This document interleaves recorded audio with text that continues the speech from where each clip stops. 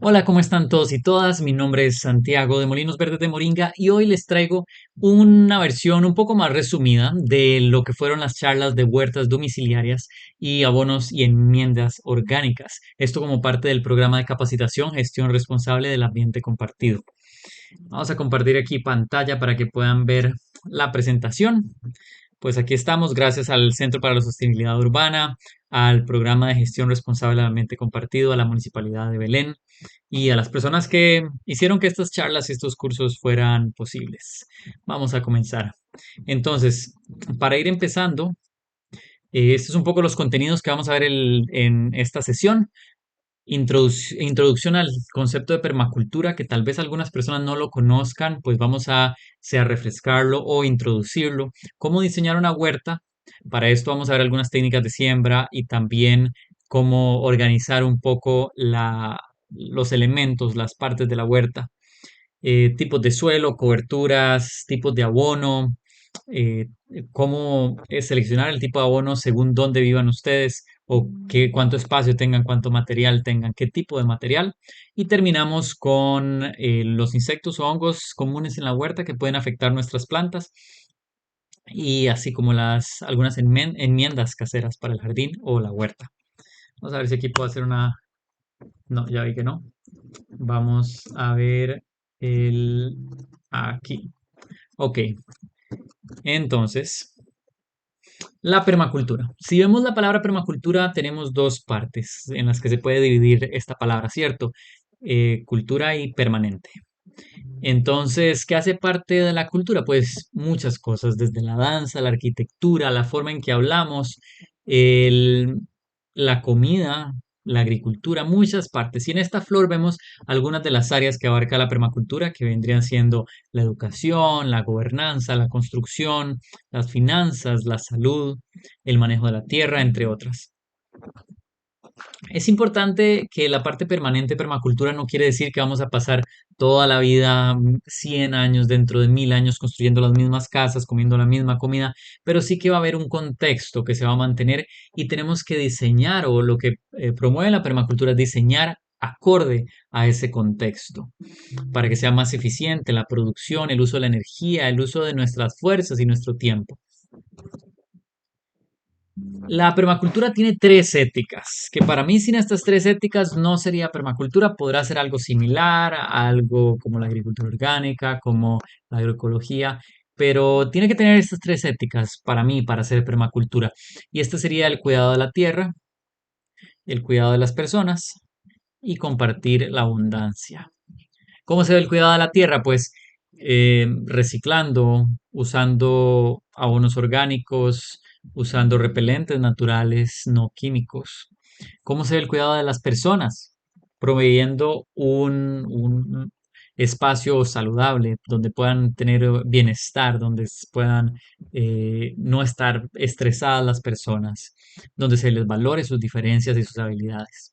Y finalmente, compartir la abundancia, que vendría siendo, todos y todas tenemos abundancias en algo, o sea que sabemos, tenemos alguna habilidad, tenemos una propiedad grande, tenemos una casa grande, tenemos un carro, incluso solo el hecho de poder caminar y hablar ya es en sí una abundancia que podemos compartir.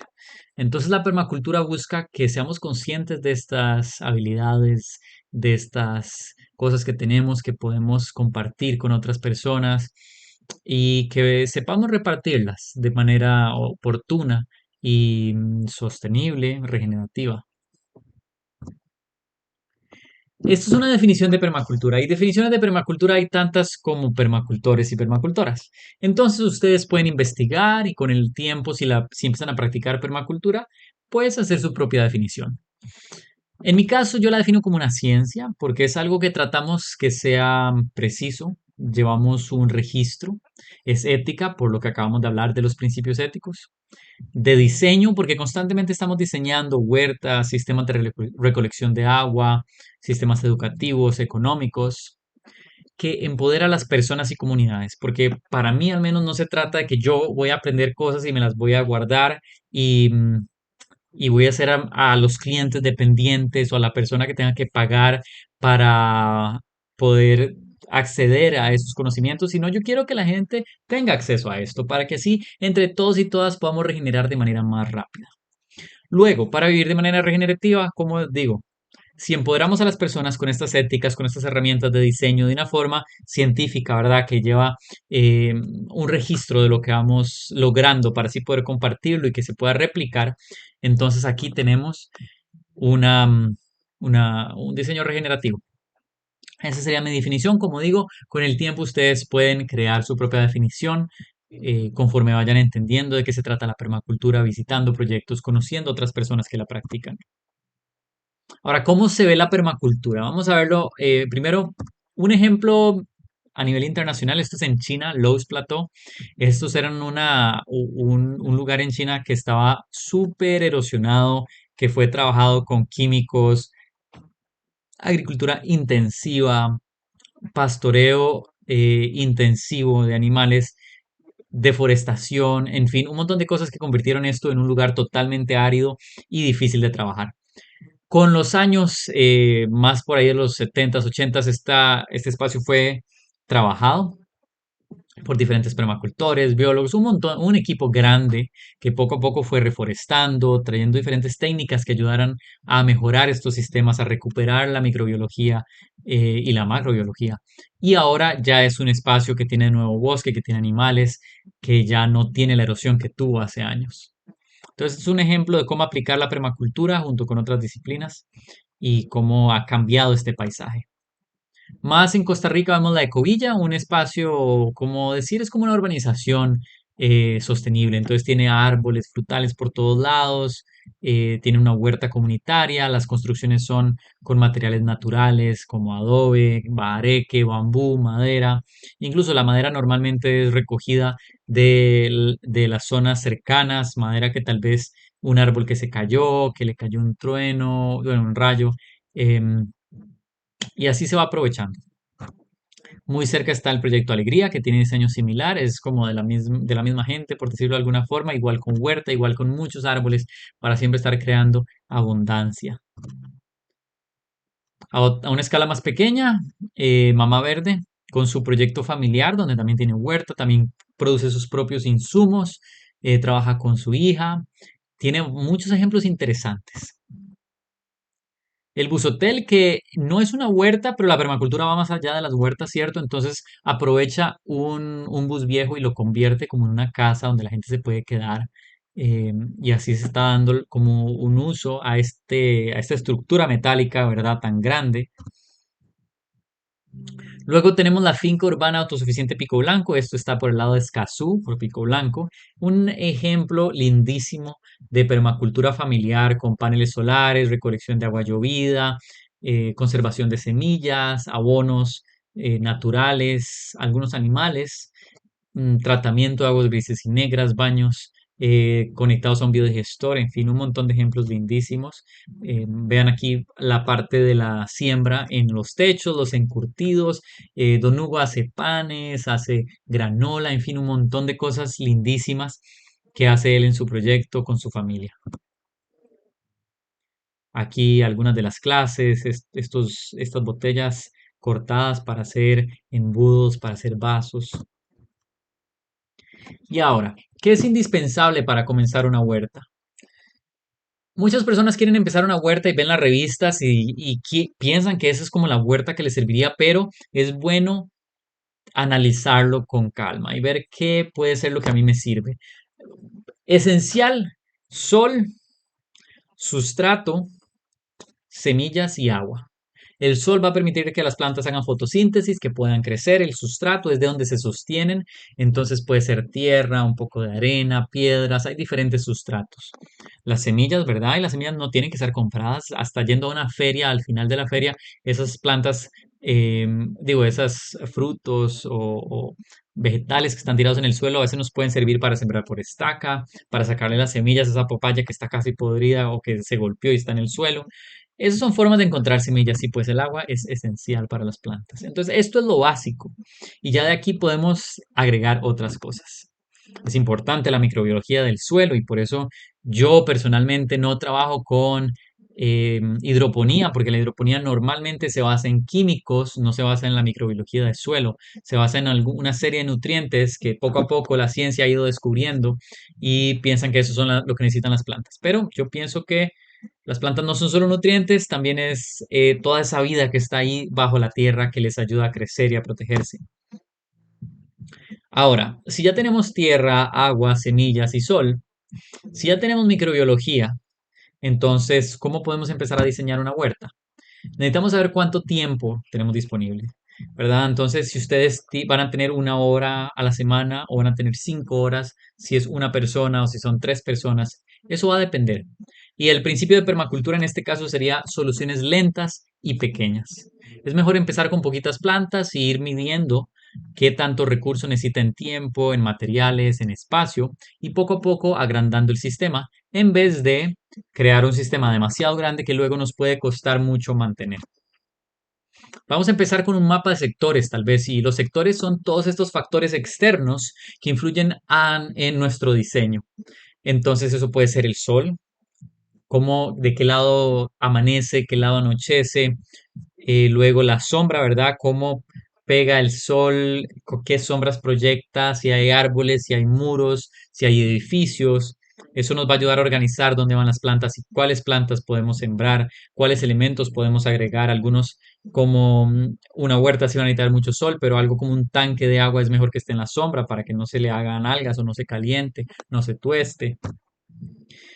Hay otros como el acceso de las personas, si es un espacio público, pues el tránsito, por dónde camina la gente, si está cerca de un bosque, una jungla, entonces de dónde vienen los animales salvajes. Todos estos son factores externos, ¿verdad? Que el sol no podemos agarrarlo y moverlo. Los animales salvajes, a menos de que nos volemos la jungla, es difícil que lo controlemos. Pues entonces diseñamos alrededor de eso, lo tomamos en cuenta. Otros sectores podría ser de ruido, podría ser un sector visual, la gente que entra, por dónde va a ver la huerta y cómo quiero que se vea entonces desde ese ángulo. Si hay una ventana o si hay tal vez un edificio con muchas ventanas, podemos aprovechar eso para crear una buena perspectiva hacia ese lado. El viento o el acceso al agua van a ser otros sectores. Y sectores pueden haber tantos como ustedes tengan creatividad. Se pueden inventar el sector del perro que está en el patio, que le gusta acostarse en una zona específica. Puede haber un sector de piedras tal vez porque en una parte de la huerta o de su jardín tiene mucha piedra. Y eso siempre se puede aprovechar, ¿verdad? Siempre vamos a poder diseñar aprovechando esos elementos, esos factores. Luego vamos a pasar al mapa de zonas y las zonas van de 1 a 5. Uno siendo lo que más utilizamos, lo que se necesita visita más frecuente, pueden ser animales que necesitan alimento todos los días, puede ser plantas que requieren agua o cuidado, cosecha todos los días. Hasta el 5 que viene siendo la jungla, el bosque denso que no tocamos. No tiene que ser bosque, pero en todo caso que no vamos a manipular. En el caso de una huerta puede ser una esquina donde ustedes casi no van, que eso ahí crece salvaje.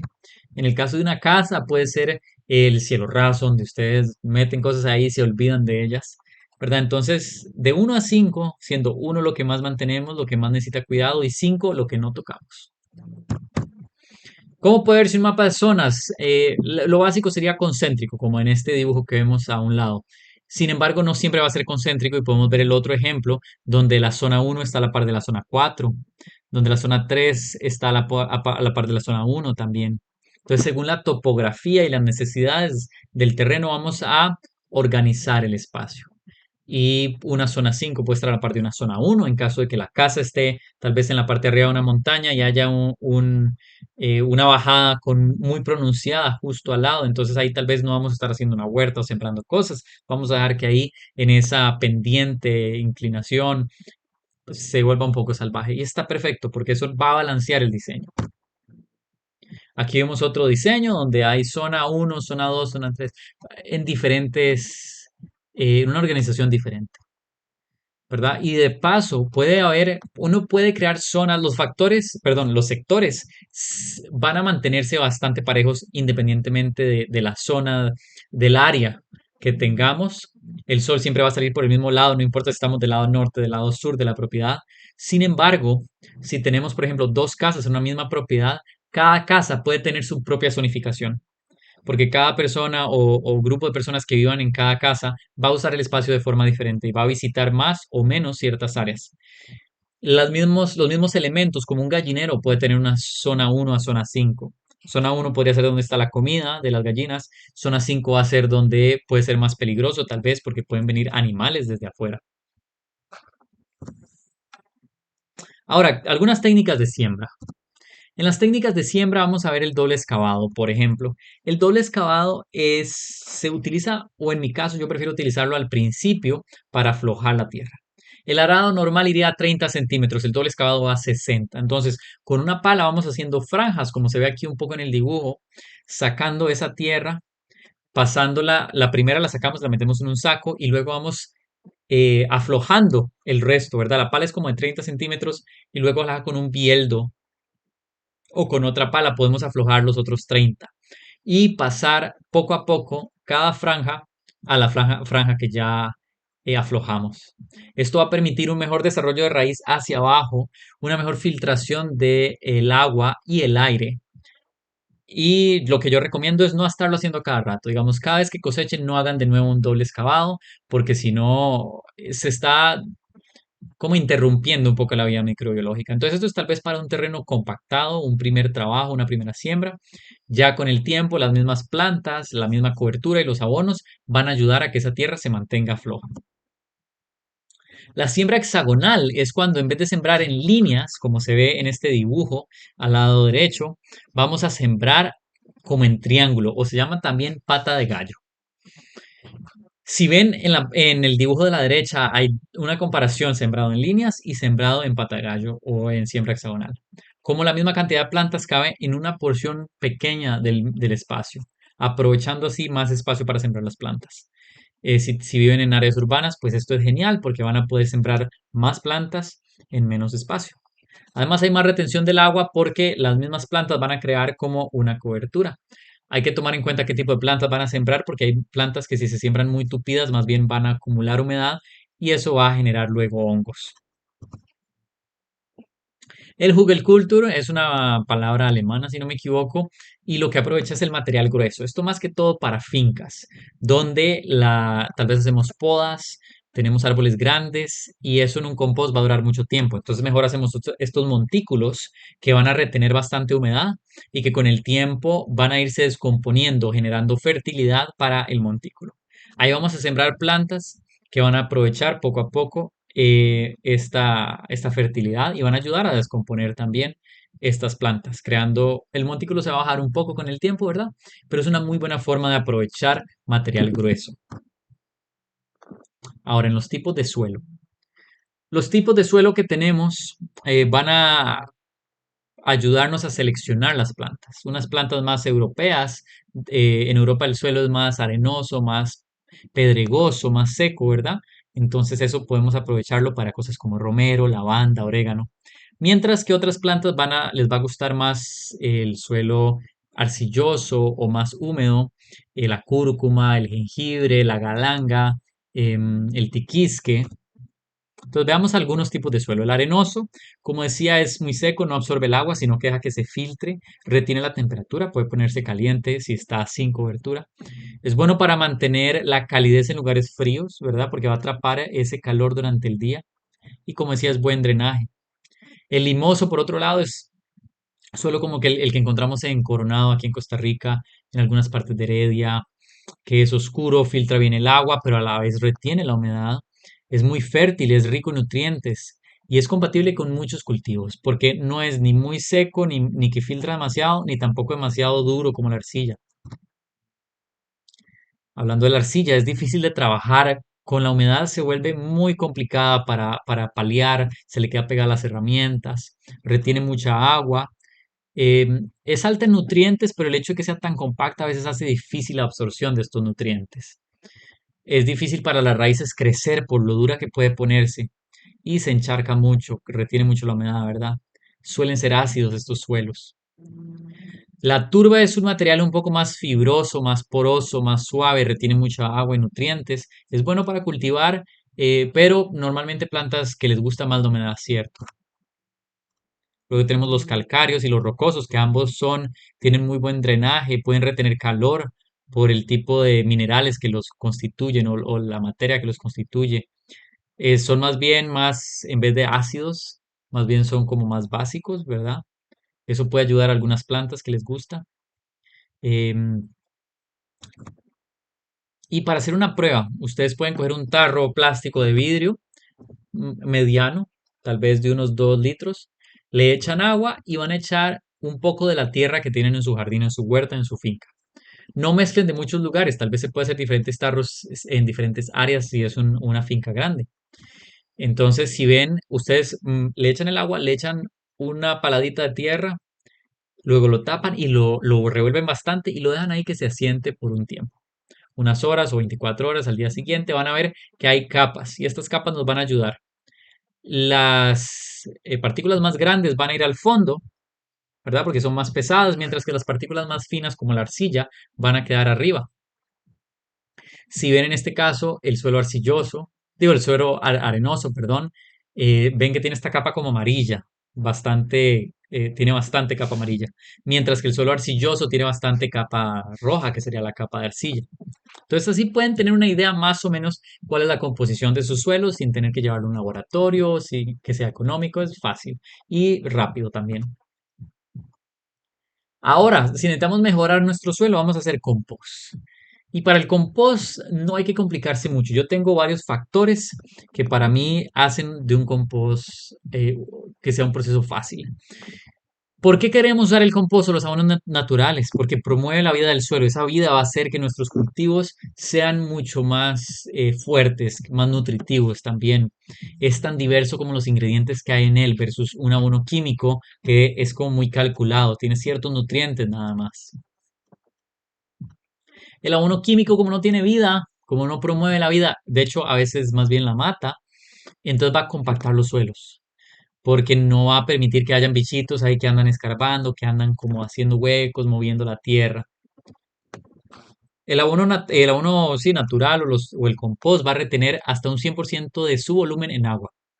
Entonces, para la época seca es mucho mejor haber abonado con abono orgánico que con abonos químicos. También muchos de los abonos químicos se basan en la industria del petróleo. La industria del petróleo es muy contaminante. Algunos son de minería también, pueden ser tóxicos al contacto o en la ingestión. Agotan el suelo y generan contaminación. Muchos vienen en plásticos, en botellas, en bolsas, ¿verdad? Mientras que los abonos orgánicos más bien previenen la erosión. Se puede hacer de forma gratuita en casa, no se necesita ir a ningún lugar a buscarlo. Cualquier persona que tenga comida, con los desechos de la comida, con las podas del jardín, puede hacer abono. Ahora, estos son los factores para un compost exitoso. Tenemos primero la humedad. Un compost muy húmedo va a empezar a podrirse y va a oler mal. Es el problema que tiene la mayoría de personas, que le agregan mucho material húmedo de cocina y no le agregan material seco. Entonces el compost se vuelve anaeróbico, o sea, sin aire, sin oxígeno. Y las bacterias anaeróbicas son las que producen estos gases que normalmente no huelen bien para la mayoría de personas, o al menos las que yo conozco. Entonces, mucha humedad se pudre, pero ahora si es muy seco, va a ir muy lento, se va a estancar el compost.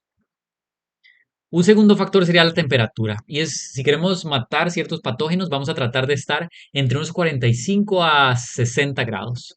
Si nos pasamos de 70, ya estamos matando incluso los organismos benéficos que sí queremos tener en el compost. Si bajamos mucho la temperatura, más bien vamos a estancarnos de nuevo el compost y los microorganismos van a entrar como como a dormir, digamos, como una hibernación. De 15 a 40 grados es bien, pero si estamos manipulando cacas de perro, cacas humanas o algunos otros ingredientes que pueden tener patógenos, lo mejor sería acercarnos a los 60 grados para que esos patógenos se mueran. Luego tenemos lo que decía ahorita, la aireación. Por eso es bueno mezclar el compost. Normalmente el compost caliente es el que se mezcla. Y esto va a permitir que los microorganismos puedan tener oxígeno para respirar, que entonces se puedan reproducir junto con la humedad. Un compost con mucha aireación se va a secar tanto que no va a avanzar. Un compost con poca aireación se compacta, acumula humedad y normalmente huele mal. Y finalmente el cuarto factor, el balance carbono-nitrógeno. Al principio les hablaba de cómo es importante agregar material verde, así como material seco. Si agregamos mucho material verde, como decía, va a tener alta humedad y se va a empezar a podrir, va a oler mal. Si agregamos mucho material seco, más bien va a estar muy lento, va a ser como una pila de hojas secas que puede estar ahí por meses y va a avanzar lentamente. Yo prefiero que se me pase de seco a que se me pase de húmedo, porque si se pasa de seco al menos no va a oler mal, pero si se pasa de húmedo sí que va a oler mal. Ahora, ingredientes que queremos agregar al compost. Si ustedes están empezando y quieren que les salga bien, entonces mantengámonos con ingredientes como las cáscaras de frutas, los restos de alguna ensalada, las podas de jardín, las cortas del zacate, acerrín, borucha, incluso papel periódico, cartón. Eso es todo bien. Si están empezando y quieren que funcione, estos son ingredientes para empezar, ir agarrándole el toque al compost. Ya si ustedes llevan tiempo o quieren jugársela, ingredientes más avanzados ya van a ser como lácteos, mariscos, comida cocinada, animales muertos, frituras, papel higiénico, caca humana o de animales. Pero esto es importante y por eso digo que es avanzado, porque si ustedes no lo manejan bien, pueden más bien reproducir patógenos y crear un problema. Y esos patógenos luego del abono, si no se procesaron bien, se los van a llevar a las plantas. Y entonces pueden crear enfermedades, llevar enfermedades a las personas que consuman esas plantas. Entonces, tengan cuidado, vayan aprendiendo, vayan midiéndolo, escojan dónde usan cada abono, si quieren, si van a incorporar cacas, entonces tal vez a ornamentales o a árboles. No le agreguen demasiado aceite, ya si ustedes tienen así un restaurante de fritanga, pues va a ser mucho aceite y sí va a afectar. Los mariscos van a oler fuerte, entonces si le agregan mucho de un solo, hicieron una paella, por ejemplo, y le agregan todos los restos de mariscos, van a tener que estar agregando mucha materia seca y mezclando para que no huela mal. Y finalmente, ingredientes prohibidos, llamémosle, que no tienen nada que hacer en un compost, como pinturas, madera pintada o tratada químicamente, latas o plástico, que eso me imagino que en algún momento de la historia se va a compostar, pero de entrada no nos va a alcanzar la vida probablemente para tener un buen resultado. Ahora, compostajes de finca son compostajes más grandes, ¿verdad? Como el tipo lasaña. Este va por capas de material verde, seca. Se agrega un poco de tierra también. Y siempre tiene que quedar, ojalá, los bordes, el contorno con materia seca y la parte de arriba también con materia seca. Esto para prevenir los malos olores o que los olores de la comida no vayan a atraer animales, ¿verdad? Entonces tenemos que asegurarnos que quede tapado con materia seca para que así no vaya a atraer bichos, animales o por el sol no vaya a crear malos olores. Compostajes caseros, ¿verdad? Tamaño más pequeño, el Takakura a mí me encanta, son estas cajitas con una mezcla, pueden buscar la receta para hacer esta mezcla o comprarlo a proveedores probablemente en su zona, en su país que los vendan. Es un compost caliente, fermentado y va a traer muchos microorganismos que van a ayudar a procesar esto muy rápido. Cada caja es apta para máximo 4 personas, más o menos. Ya si ustedes comen muchos vegetales o muchas frutas, pues puede que les haga falta más. Este material estaría listo en 2, 3 meses, mientras que el anterior que veíamos de lasaña, dependiendo qué tanto pique en el material, puede ser unos 4 a 5 meses. Otro que me gusta a mí para espacios pequeños es el lombricompost. Es un compost tipo frío. Entonces tomen en cuenta que tal vez no sea tan buena idea echarle cacas o algunos alimentos que puedan, digamos, como carnes crudas que puedan reproducir patógenos, ¿cierto? Porque el compost frío, para empezar, a las lombrices no les gusta mucho comer la carne, va a oler fuerte y sí, puede no ser tan agradable. Este también listo en 2, 3 meses. Las lombrices trabajan bastante rápido, no necesita mezcla, aunque es bueno mezclarlo de vez en cuando para que no se compacte.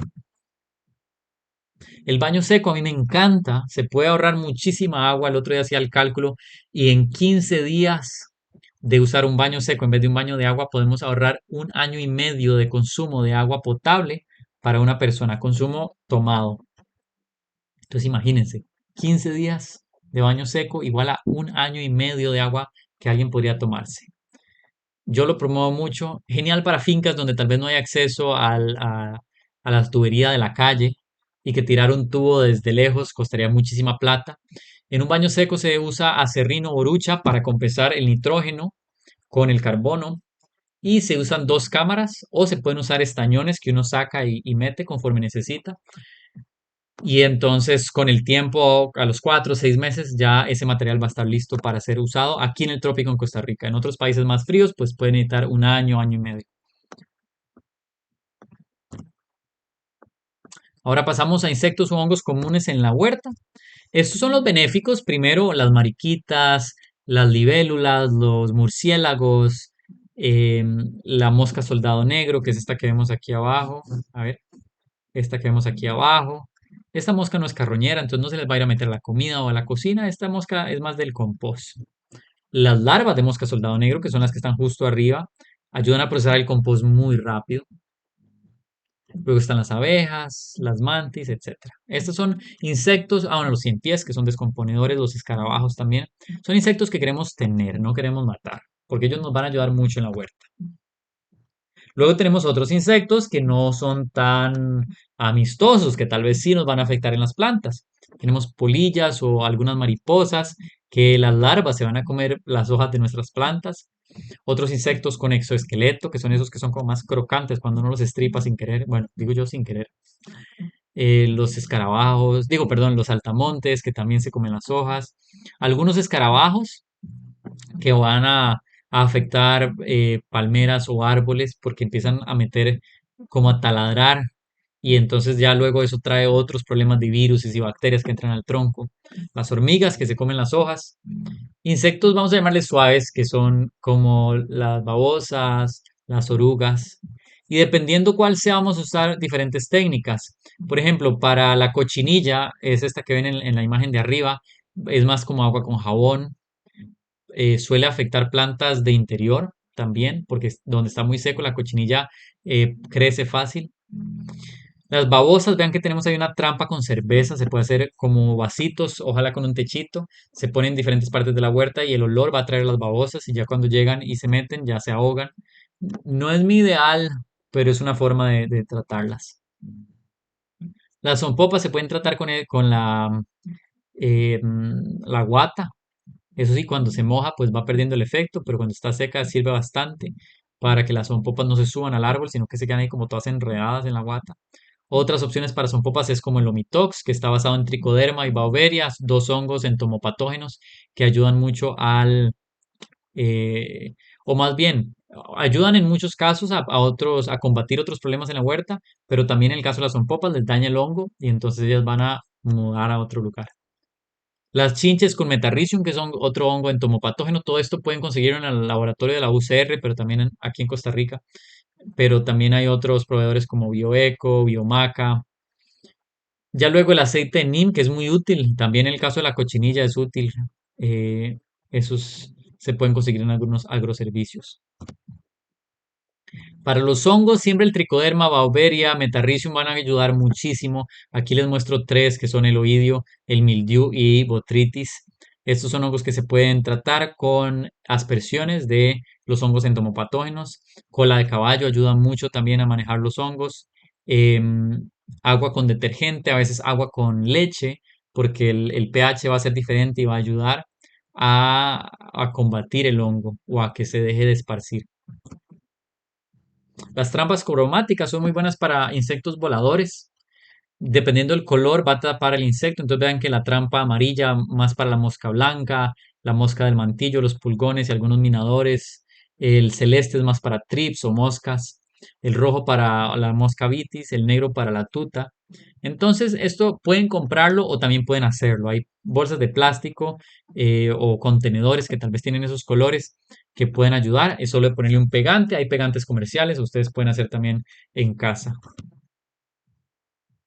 Algunas enmiendas caseras que ustedes pueden hacer. La tierra de atomeas aporta sílice, fortalece las paredes celulares de las plantas, de las hojas. Entonces, así cuando los bichos quieren comérselas, les va a costar más, va a ser como más duro de meterle ahí. Bueno, no van a ser los dientes, pero de meterle, sean las zompopas o los escarabajos o los saltamontes, las larvas, los gusanos, todo esto va a ser más difícil para ellos. También es un insecticida natural para hormigas caracoles, babosas, cochinilla. Se puede usar incluso en animales para tratar pulgas o garrapatas. Bueno, por aquí vamos a agregar, como les decía ahorita, la leche o el bicarbonato de sodio va a ayudar también a controlar ciertos problemas en la huerta y son muy fáciles de hacer, son ingredientes que pueden conseguir ustedes en un supermercado, en una tienda, fácilmente y baratos. Y bueno, ahora para ir terminando, para mí más que saberse todas estas recetas de memoria o tener toda la parte técnica, haber llevado una carrera de agronomía, es tener una comunidad. Y para eso tenemos la red de huertos urbanos que como ven aquí, se comparten talleres, cursos, visitas, las cosechas. Gerardo, que es uno de las personas que más admiro de los huerteros, que pasó de un pequeñito espacio en un invernadero que le prestaban, ahora a dirigir un equipo de agricultura en uno de los hoteles para mí más chivas del país, el Hotel Belmar.